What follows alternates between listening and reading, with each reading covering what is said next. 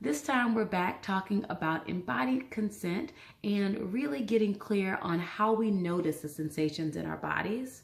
And last time we talked about the definition, and next time we're going to talk about how we do this practically, like what this looks like in the real world. So I highly recommend subscribing down below so that you can get notified when a new video comes out. All right, so a lot of us have trouble really noticing the sensations in our bodies. And as a result, being good at this idea of embodied consent, because we've been taught to kind of ignore a lot of the things that are going on in our bodies, to basically soldier on when we are feeling a lot of pain or discomfort, to continue moving forward in a way that doesn't allow us to really honor what is occurring in our bodies. And so we have to essentially get taught to notice these things again, to notice the things that we naturally noticed when we were kids. And so I invite you to notice these things with me. And one of the best ways I've found for noticing more sensations in my body is doing body scan meditations. So taking a moment to do things like closing your eyes and just like noticing the sensations in your head, maybe starting there. If you've never done anything like this before, you might need to like touch your cheeks so that you notice some warmth from your hands as you touch your cheeks, or notice, as you move down your body and move to your neck, noticing what it feels like when you squeeze your shoulders, and things like that can be a good place to start.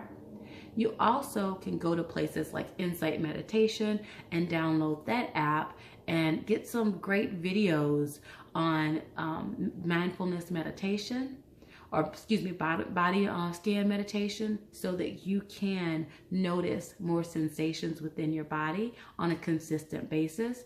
If you're not really into downloading a new app, then you could also just search on YouTube right here where you are. Go ahead and search up some body scan meditations so that you can start to notice the sensations in your body on a consistent basis.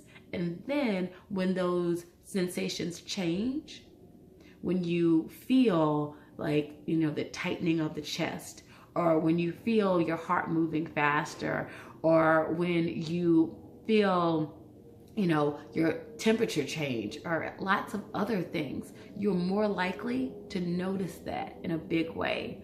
My friend Sasha Laston also talks about noticing the position of your tongue in your mouth. So maybe noticing some of that as well.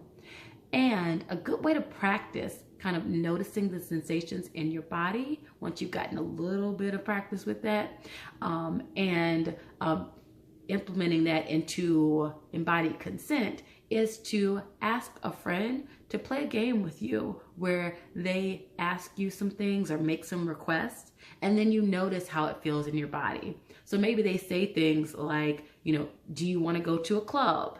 Or do you want to go to the park? And you take the time to notice what that feels like in your body, to notice if that sensation in your chest feels differently if asked about the park versus asked about the club, So those types of things. You can also throw some physical stuff in there as well, like, can I give you a hug? Or can we hold hands? Do you want to make out? Those types of things might elicit some stronger responses, which again can give you some really clear indicators of what's going on in your body and allow you to feel clearer when the time comes that you need to use this tool. Cool. So that's basically how that works. If you have any additional questions or comments about that, please write them down below. And I hope to see you next time for part 3, where we get to talk about the practical applications. All right, bye for now.